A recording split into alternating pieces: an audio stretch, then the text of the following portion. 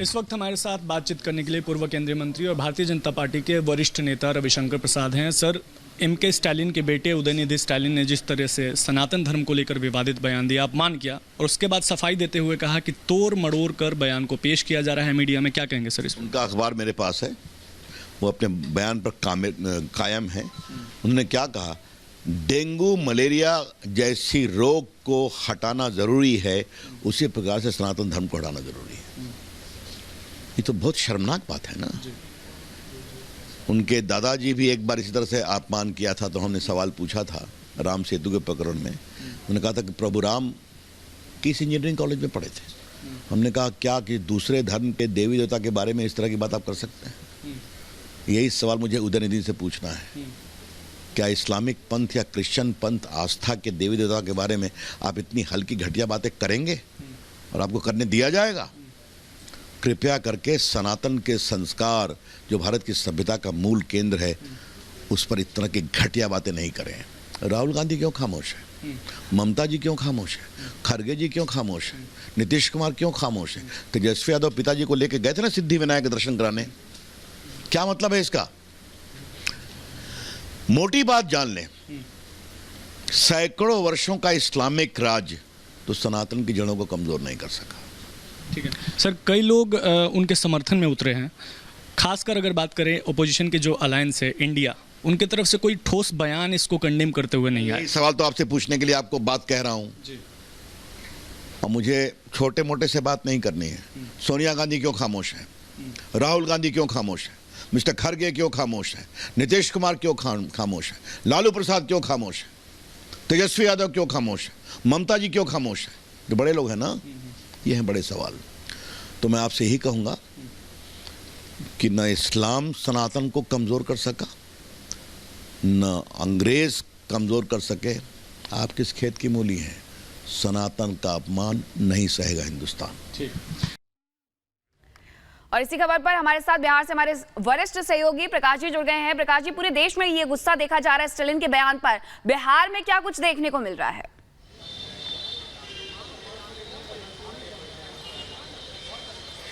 देखिए, सबसे बड़ी बात यह है कि INDI के जो अलायंस के गठबंधन है DMK पार्टी के, उन्होंने बैठे बैठाए बीजेपी को एक मुद्दा दे दिया, वो भी चुनावी साल में। और जहां पर राम मंदिर का निर्माण होना है, जनवरी के महीने में UCC बिल पर हो सकता है कि बहस जारी हो। और इस तरह का माहौल अगर क्रिएट होगा कि सनातन धर्म के खिलाफ अगर आप बातें करते हैं, तो बीजेपी को एक बना बनाया बैठे बैठाए मुद्दा मिल जाएगा।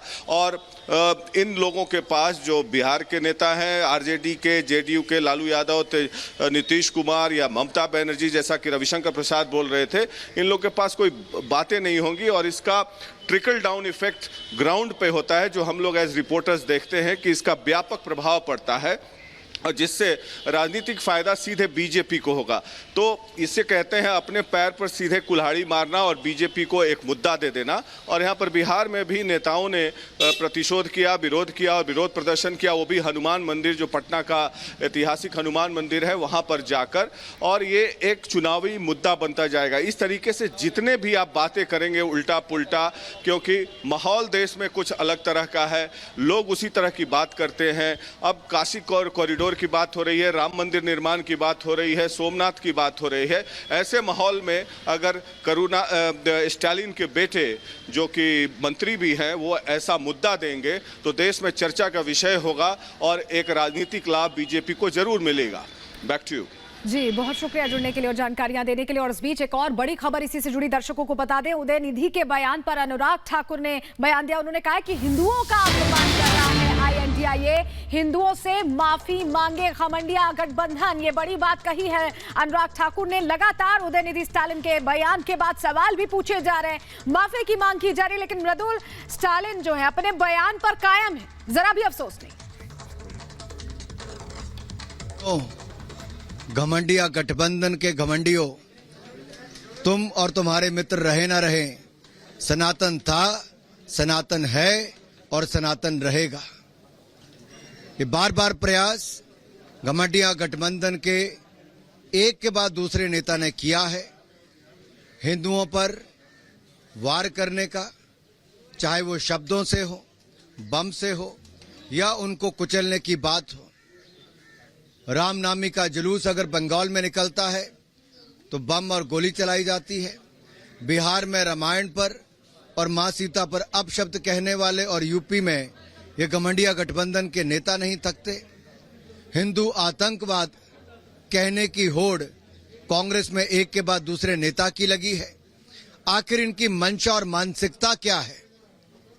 ये राजनीति के लिए इतना नीचे गिर जाएंगे कि सनातन धर्म को खत्म करने की बात करेंगे, हिंदुओं को कुचलने की बात करेंगे, हिंदू आतंकवाद की बात कहेंगे।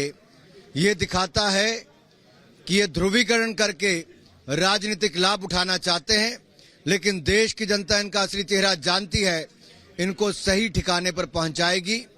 पूरे देश से इस गठबंधन के नेताओं को माफी मांगनी चाहिए।